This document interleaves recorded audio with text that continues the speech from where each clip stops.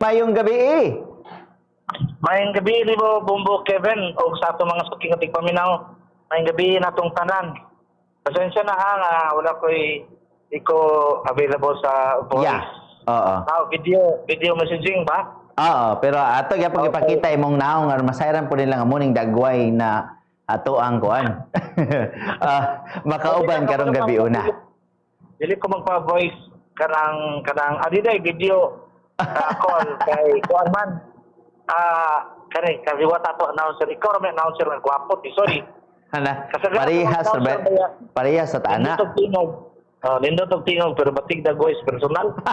Ay di na mo imong giingon ba no sa ako no. Bati og tingog sa batig tingog sa radyo. Sa personal na bawi na to. Sige. Bitaw. Attorney aga na mayong gabi sa imo ha attorney. Unta nga makahatag ka og kiniag enlightenment alam pod sa karon nga mapanahona.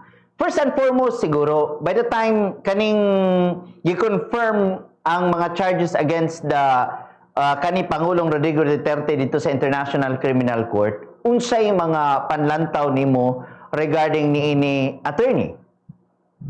Actually ako na sabdan na ruling parte atong pag-apilar sa decision sa preliminary chamber nga na jurisdiction ang ICC sa kang former President Rodrigo Duterte sa mga kaso ngayon kita atubang niya, like for example crimes against humanity.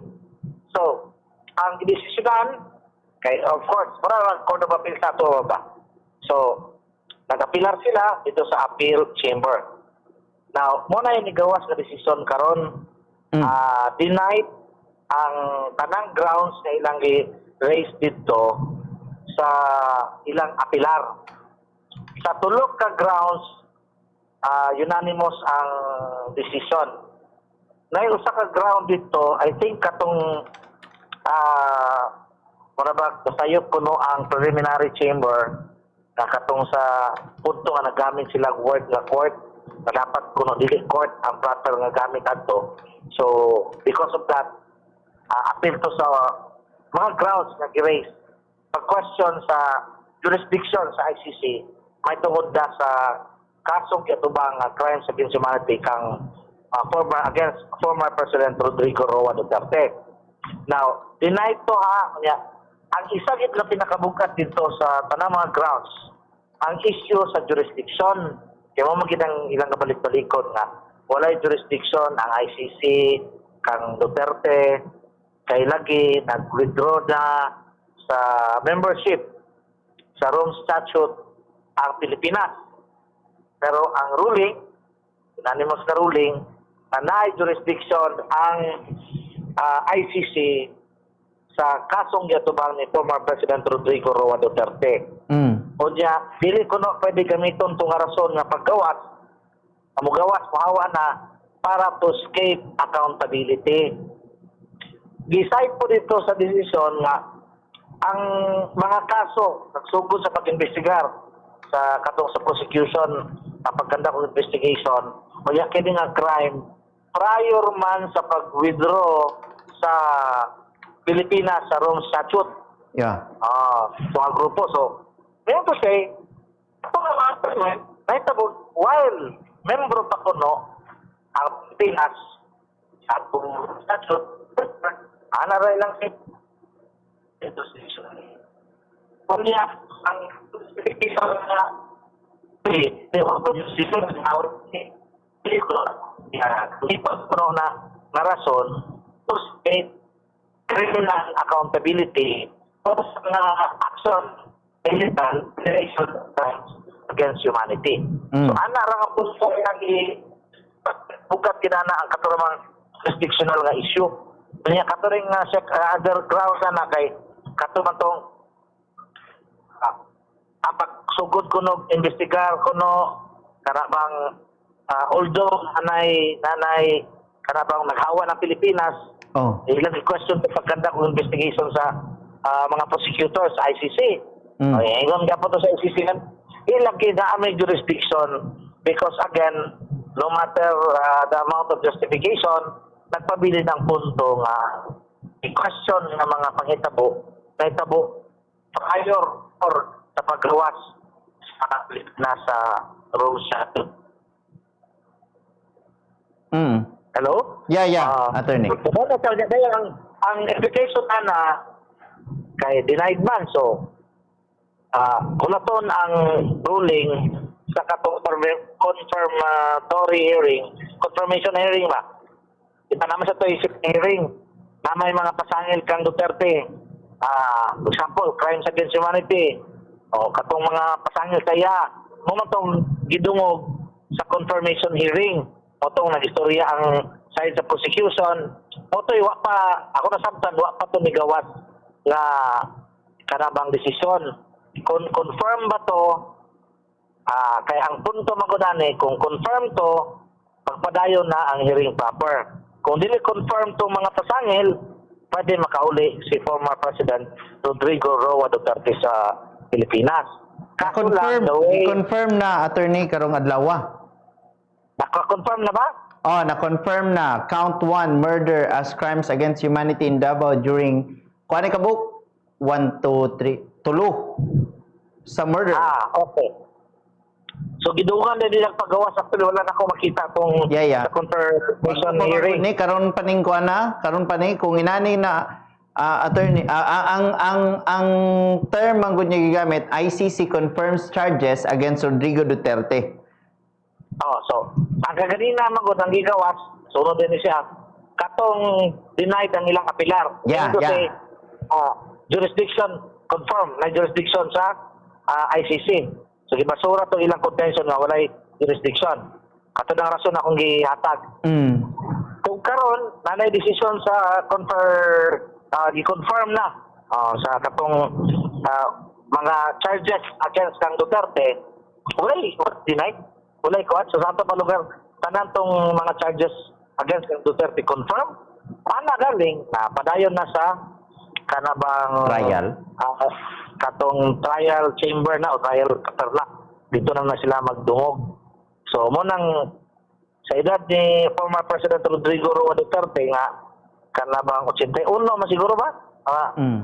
Medyo kuan na yun sa kuan din na istorya, guol na istorya para sa mga supporters ni Duterte, medyo malangan-langan pag yun. Considering nga daghan man ang ipresentar nga mga testigos. Kaya sa mga katong mga previous diya nga mga detainees sa ICC, makita rin mataglugay mahuman. Munang sadly, ngayon mo nang slim ang tsansa na makauli si former President Rodrigo Roa Duterte kay confirm naman di ay decided naman sa ICC. Kaya kaganin ang ako panglantaw yun which is magyapon masayop di ay tanay decision ang apilar dinaid tanan. So kung sanahon nimo ang direksyon padulong dun sa confirmation sa mga kaso, mga aligasyon bato kang Duterte. Doon ay jurisdiction sila confirming ng mga mga kanibang kaso munang magpadayon nga mag-trial na doon sa trial chamber. So, mo giday. Anyway, papil man po nimo bisag mapatumugawas tong decision sa katong confirmation hearing. Murag because of the decision sa pag-apilar nila. Sa jurisdiction, mauna to. Jurisdiction, kanadi sa jurisdiction. Although in fairness kung ako pa istoryahon, may biya sa itong punto ni Kaufman. Ako matong gitanaw pag-ayo ito yung mga arguments po dito. Kung imong tanawon po, kung applicable dire sa i-apply na to sa Pilipinas, di ba ito nga murag diwa pag gina-establish na doon ay conspiracy or direct ka doon ay link si Duterte sa itong mga tao nga matod pa may nag-execute sa iyang war against drugs. Ang iyan noon, mga pronouncement. Katong gingon nga, nagpatay og certain group di man directed sa kinabakan. So dili mo qualify kung atong basahon ng kanabang mga elemento sa crimes against humanity. Kato nga mga punto nga Grace ni Kaufman, makalas ako nga isakto sa baya. Sabi ay igong kapasikaran. Pero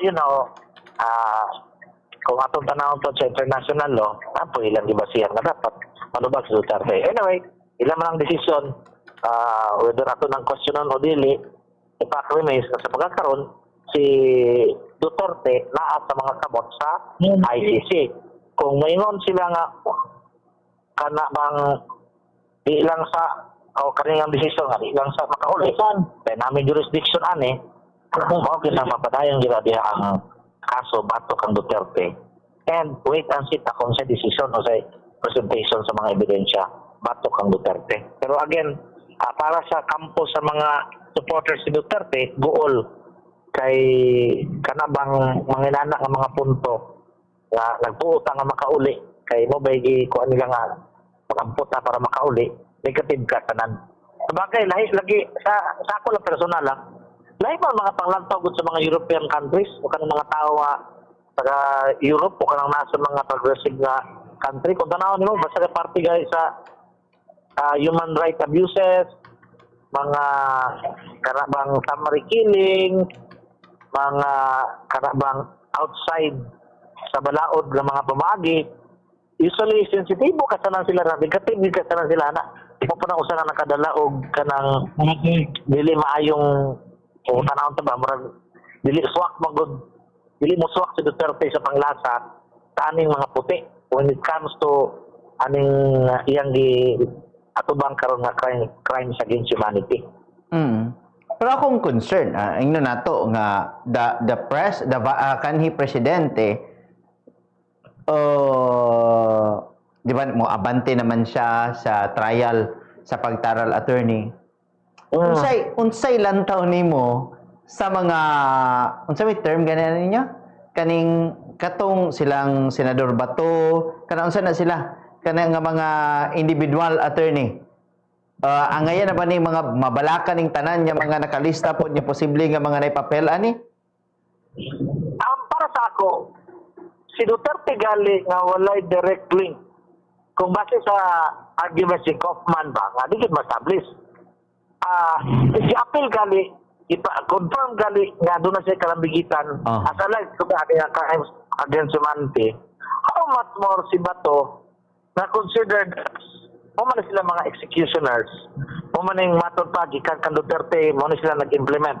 Then direct din sa ilang mga tao amoy nag-execute aning war against drugs sa palisiya. So, daga nga matay. So, kung sa explanation o sa argument ni Kaufman, medyo shady gali, para wala bang may direct evidence o may direct link kani kang Duterte. Yet, agingon sa kaning ICC, confirm. Wala possible involvement gid Duterte mo na atog kita sa hearing chamber, mag-hearing kita ani. Kung ilan ang astan, how much more nga dili gid favorable kang Bato. Munang siguro gitanaw po na ni Bato kaya sa mga palantaw siguro Bongbong Kevin. Mo po nang dilantaw ni Bato na kuan gali natag gali ang pusing si former President Rodrigo Roa Duterte. Sila pa lugar nga mas frontline man gyud sila kung mag-iskuta sa war on drugs. Dahil ang mga statement, yan ay mga palisiya nga matod pa directed sa full implementation sa war on drugs na hinungdan sa matod pa dagang kamatay sa mga Filipinos. Lagi no, kay mugay na akong gilantaw nga ingon gani ang pero matawag man si digong nga principal good attorney no. Ako lang theory ba gid kung ato tanaw sa Pilipinas sa conspiracy man gid mo nang question ni Kaufman nga dili ba dapat ma-appeal akong claim dili ma-appeal Duterte ani kay kung may na-execute na mga namamatay dire ang direct link o pag-establish na dunay prior agreement nagsabo sila nga ma-implement ni siya i-execute o niya sa katong nagpatay sa nag-execute malink ani kang Bato and kang Duterte na nagi common design sa concept sa conspiracy wala na kuno na ma-establish kada bang dili ma-establish munang ilang i-argue gud ana nga punto but just the same lahi man ang panglantaw sa taga-ICC munang kana bang pag-abot na sa pagpresentar sa mga ebidensya ay no more gid nga makita man nimo mabasa man nimo ang theory sa defense na mukha sila nga wala involved si Duterte more on kanang magkarami daw iyang mga hulga-hulga niya sa media, announce.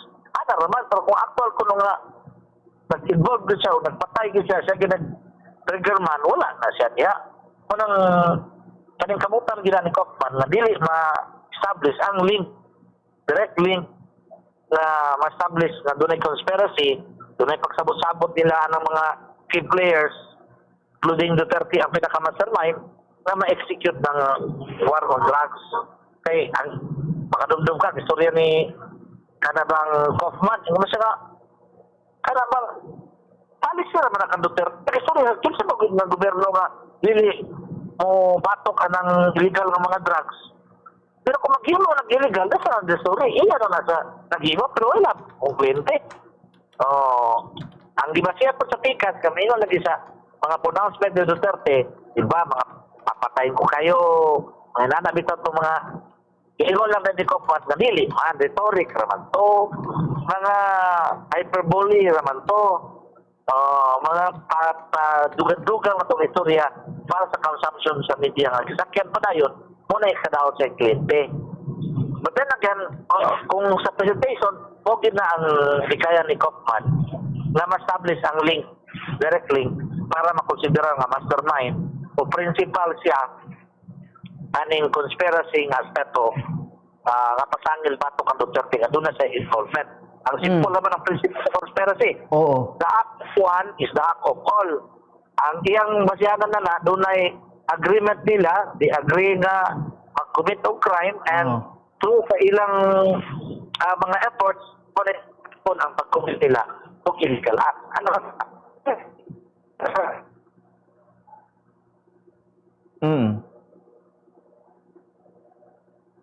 Nawain mong linya, attorney. Daw? Naputol sa attorney? Yang kuan, yang signal. Attorney? Sige. Ato ga paningkamutan niya makutay og balik alang sa angay mabalakan ning uban niya mga kuan kini aga maingon ta lakip mga kabombo ni ining sige try aron sa kuan atong sulayag balik bisan sa mubo lang nga pamahayag pa ni attorney karoga taod-taon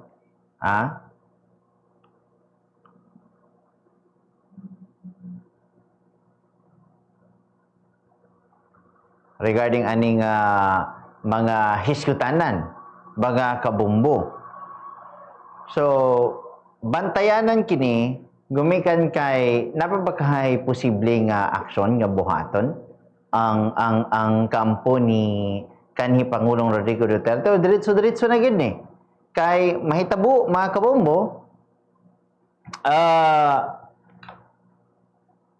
basin na kuan.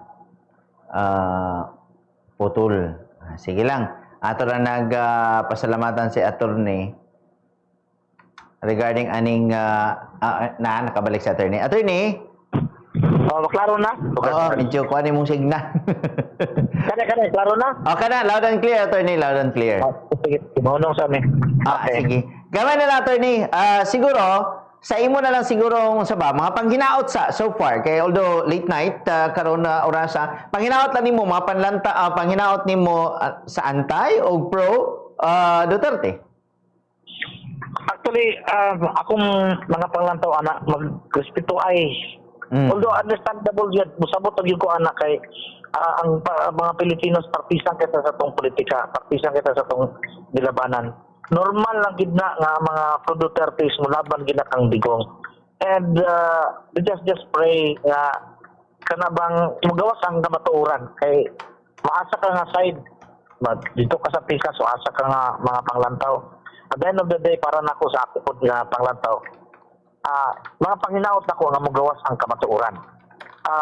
Pero as much as possible kumahimo lagi na magpabilin ang atong aspeto sa humanity na to ba? Ito pag ka-membro sa humankind na di lang ko kita sobra anak kapag laban niya violente kayo nga mga pamaagi to the point yung sige na tayo yung mga bugok kasi yung nga mga bobo which dili man na dapat because sa katapusan we are all Filipinos and let us accept the fact na dili na to pwede pugso ng tao nga mulaban ito ka Marcos kung dili ka ganang ka Marcos.